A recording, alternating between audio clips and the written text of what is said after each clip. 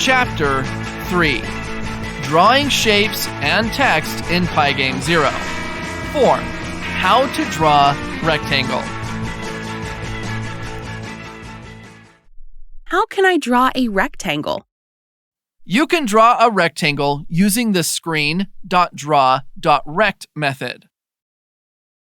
You can define the position, the width, and height, and the color of the rectangle with the screen.draw.rect method. Let's write the code. What does this code mean? This code draws a rectangle using the screen.draw.rect method. Parameter 1 defines the top left of the rectangle in coordinates. Parameter 2 defines the width and height of the rectangle.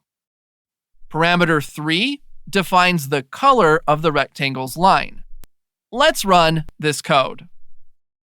The purple line rectangle is drawn in the window.